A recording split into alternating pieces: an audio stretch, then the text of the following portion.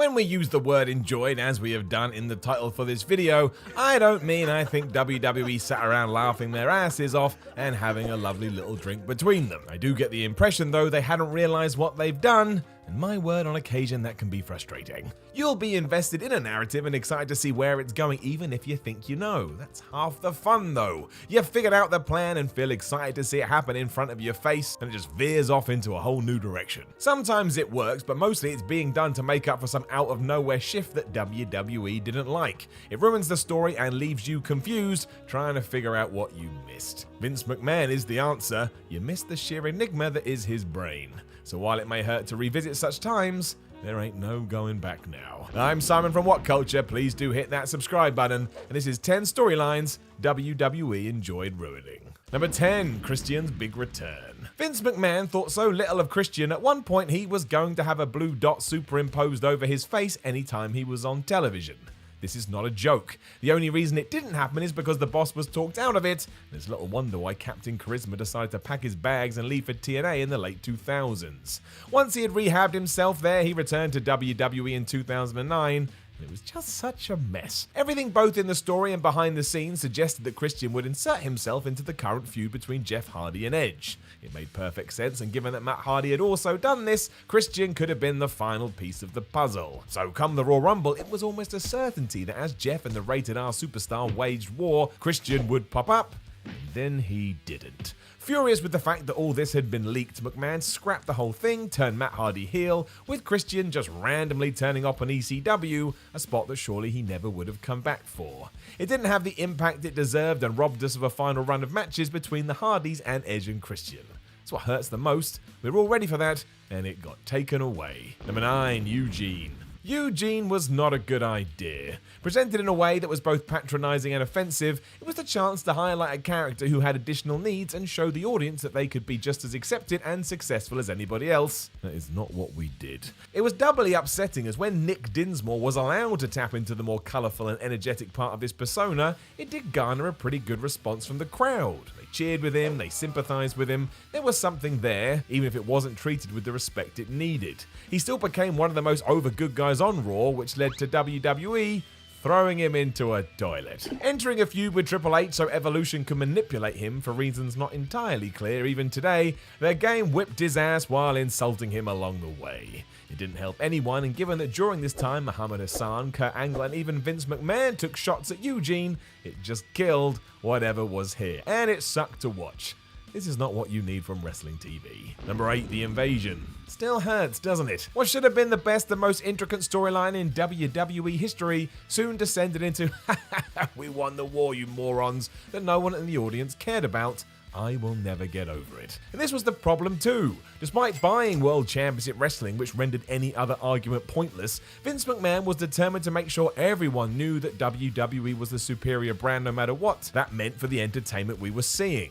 There was also no Hogan, no Goldberg, no Nash, no Hall. Anyone who did arrive wasn't the megastar WCW needed, and any hope they did have was ruined when the current WWE crop ran through them with ease. And it did make sense from a locker room point of view. They had just held on to their jobs for the last few years, so why should those who wanted to stop that get a spot on a WWE card? Sometimes you have to sacrifice that ego for the greater good, however, and we didn't do this at all. Instead, one of the most anticipated stories ever lasted 6 months. If they had done it right, it could have lasted 2 years. Number 7, Bray Wyatt. There are so many things we could talk about when it comes to how the Bray Wyatt character was broken before he was pushed off a cliff completely in 2018. But he had that odd start against Kane, struggled when he came face to face with CM Punk and Daniel Bryan, got decked by John Cena, and couldn't even beat Chris Jericho. And that's not an insult to Y2J, but at the time everyone was winning against Le Champion. For some reason Wyatt could never get the job done. It just didn't make sense as he was the first new star in years to capture the attention of his peers and the audience,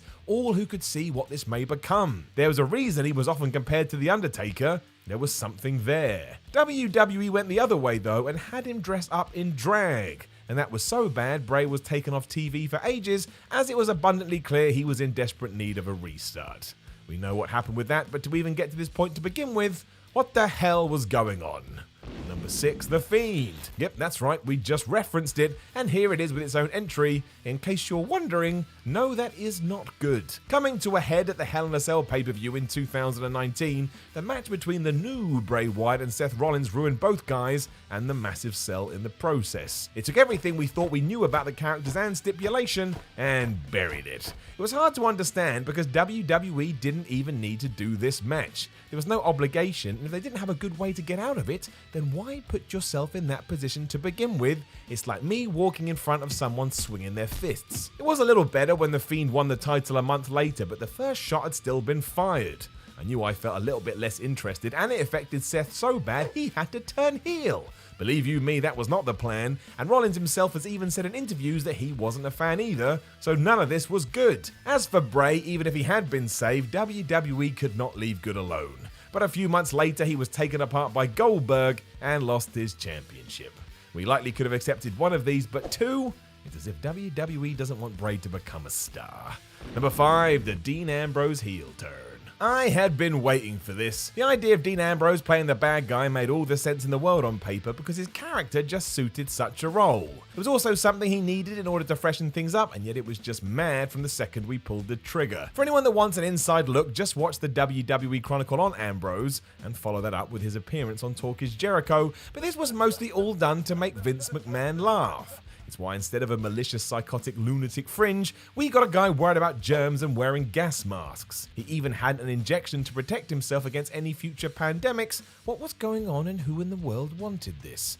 WWE also framed it around Roman Reigns' battle with a life-threatening disease, and it was all very distasteful. I mean, look what happened after. It was the straw that broke the camel's back, and Dean Ambrose left the company only to be reborn as Jon Moxley. There is no way that WWE can think they made the right call now, because he has just gone from success to success ever since he walked out the door. Number 4, Michael Cole versus Jerry Lawler. Never have your commentators feud. The whole reason they're there is to provide some legitimacy to what you're seeing and get the people in the ring over. Explain why that person is such a star and why we should care. You can't do that when you're ignoring all this to yell at each other. It's also really frustrating. Even still, when Michael Cole and Jerry Lawler did start a fight, there was some hope here. Cole was getting pelters from the fans anyway, and given that the King had never competed at WrestleMania, why not let him pile drive Michael at the show and be done with it? Hell, we could even throw in Stone Cold Steve Austin for some extra fun. Sure, cool, awesome, but no. Not only was their Mania match a slog and a half, the program went on forever. What started in November went right the way through to May,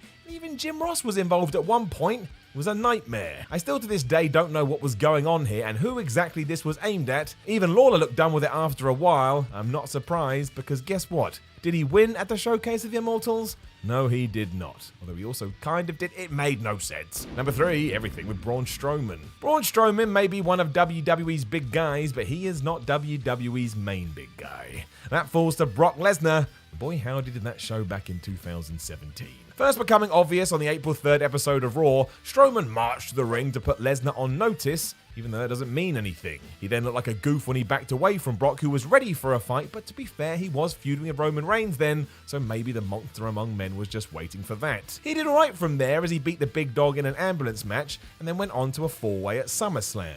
He didn't lose there either, but he also didn't win, which set up Brock versus Braun at No Mercy.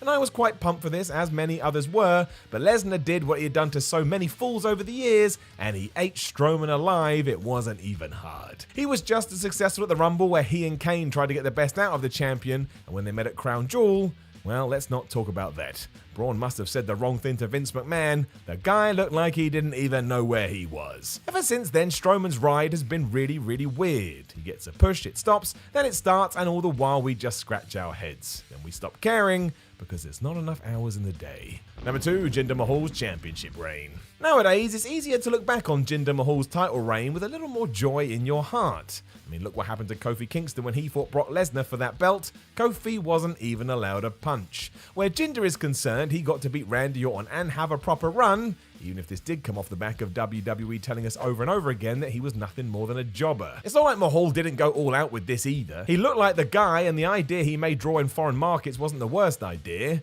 It was just all too forced, like your mum trying to make you eat broccoli by shooting it down your throat with a gun. Because of this, it was never embraced by the fans, and Jinder was never really given the booking to blossom into a top star like, say, JBL had done years earlier. Even before he lost his gold to AJ Styles, the potential scrap between Mahal and Brock Lesnar was laughed out the building by Paul Heyman. That's how much of a joke it was. It was a tough fall for Jinder too. He lost to Triple H in house matches where he was meant to be the draw and was working comedy spots with the New Day the month after. WWE's so crazy. Number 1, Legacy. You could say the issue with Legacy is that it happened too soon after Evolution. Fans hadn't forgotten that group, so having Randy Orton essentially repeat the whole shtick was a bit weird. There was also one major difference. Whereas Triple H's pack of wolves were always made to look strong, Cody Rhodes and Ted DiBiase Jr. were not. In fact, they suffered over and over with losses, being shunned into the background when Manu and Sin Snuka joined the group for 3 seconds, and because mostly they were just Orton's heavies. They were never allowed to stand on their own 2 feet. It meant when they turned on their leader, it wasn't a big a deal as it should have been. The Mania 26 payoff simply saw Randy beat them both in less than 10 minutes. Go back and watch what WWE did for the Viper and Batista, and then compare and contrast. I think you will see how different this all was. Know of any other storylines that WWE enjoyed ruining? Let us know in the comments below, and don't forget to like, share, and subscribe. Then head over to whatculture.com and read yourself some articles. Follow What Culture on Twitter at WhatCultureWWE, and watch more videos here on What Culture Wrestling. My name is Simon from What Culture, and I will talk to you again soon. Stay safe.